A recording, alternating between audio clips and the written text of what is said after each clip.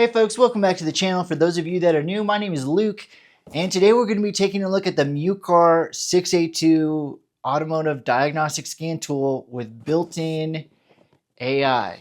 I myself, as someone that works in automotive diagnostics, have a lot of questions.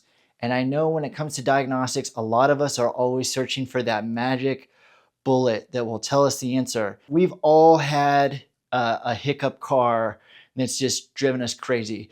I'll give you the answer right now. It's the computer.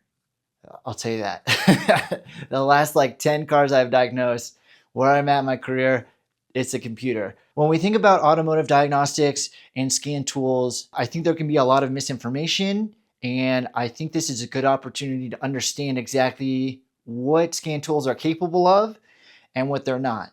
Scan tools are great for giving us fault direction. And that's usually one of the first steps in performing a diagnostic. Now, a lot of people will interpret this as the car knows what's wrong.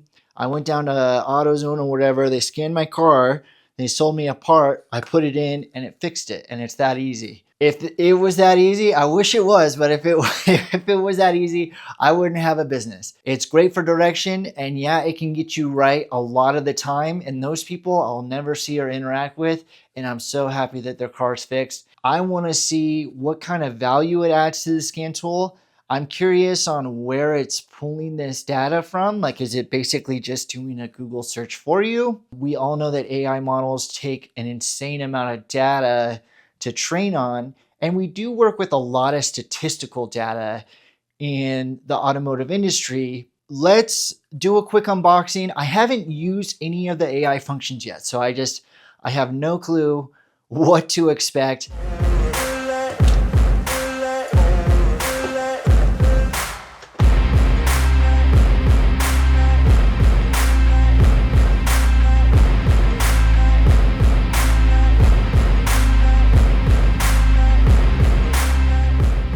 Let's just take a peek around the user interface. I've recently reviewed a scan tool that was just like this, Thinkcar.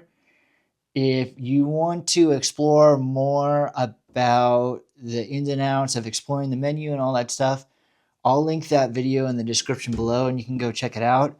The MUAI Intelligent Assistant is capable of answering various questions you have, providing more knowledge about automobiles and maintenance and care.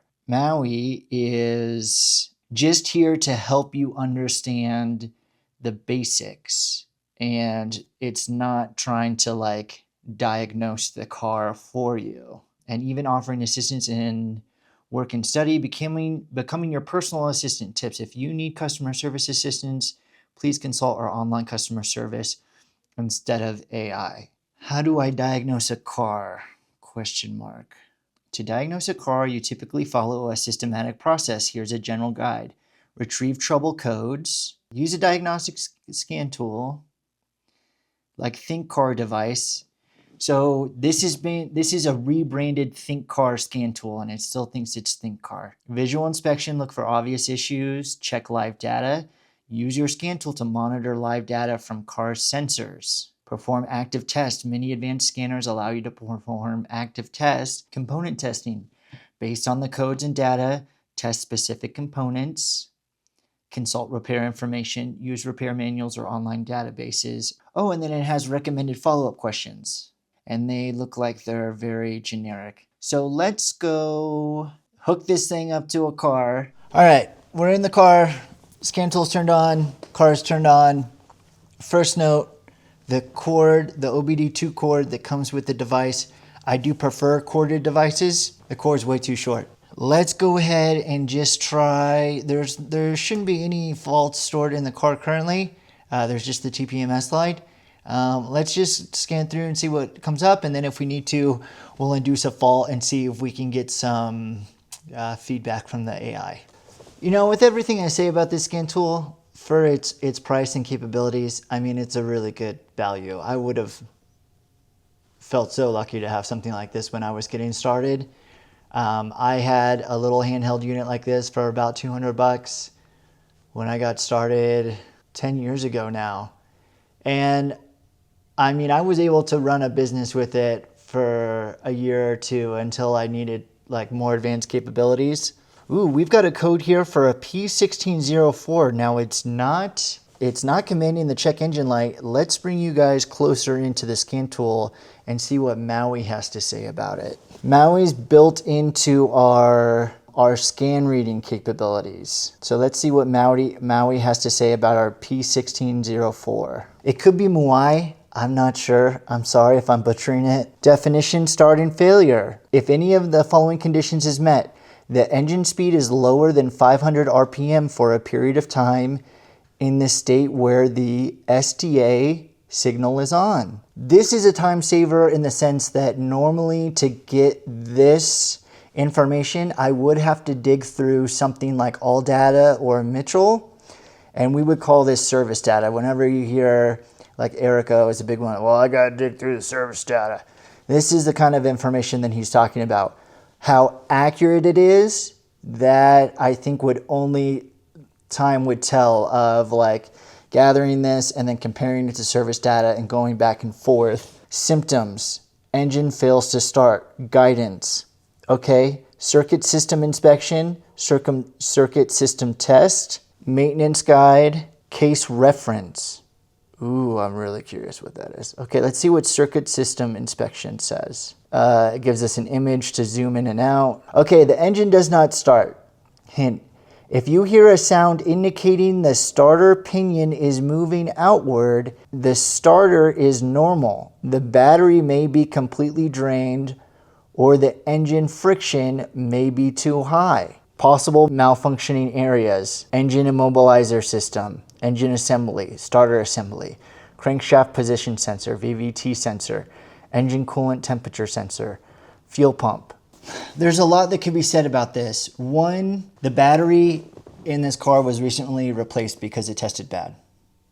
This is a bad battery. And this is kind of a case of where, like, if you're inexperienced and you're trying to figure this out for yourself and you're given all this information, that can be a complete overload and you can really forget to check the basics. They mentioned the battery. See, the battery's in here too, but it's buried down here. Battery is listed down here.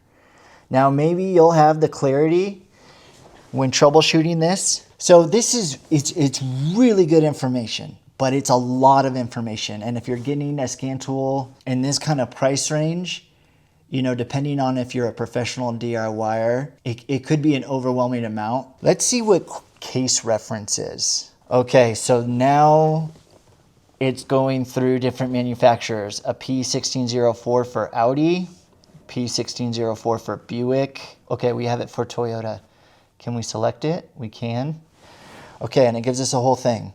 How to fix for your Toyota a P1604. Toyota diagnosed the specific cause of the startability malfunction by performing a comprehensive scan using a diagnostic scan tool. Inspect and test ignition system components, including spark plugs and ignition coils, for proper operation. Check fuel system components, such as the fuel filter and fuel pump, for any issues, and replace if necessary.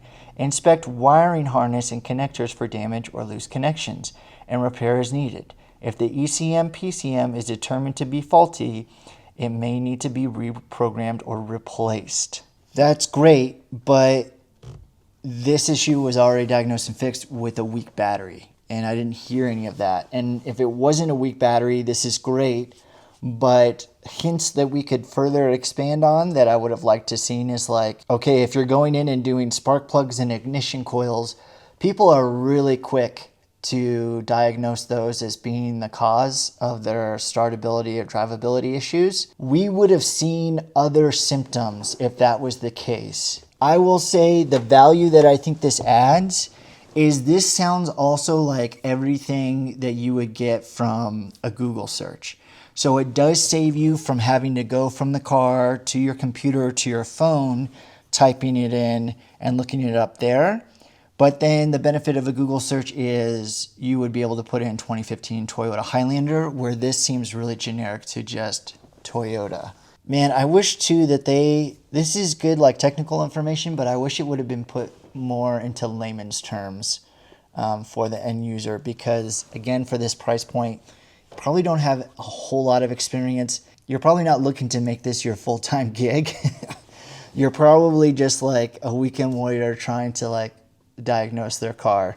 I don't know. Let me know what you all think down in the comment section. I didn't know that P1604 was stored in there. All right, folks. Well, there you have it. There's the Mucar 682. Scan tools have their limitations, right? And the best scan tool for a car is like the Toyota dealership scan tool. That's going to give you the most information possible. You know, scan tools can only do so much, and they are limited in the information that they can provide and the accuracy that they have. It's important to remember too that an aftermarket scan tool is just an emulator, right? So similar to like an emulator for a video game, it'll give you a really good idea of the game, but it's not going to get it perfect.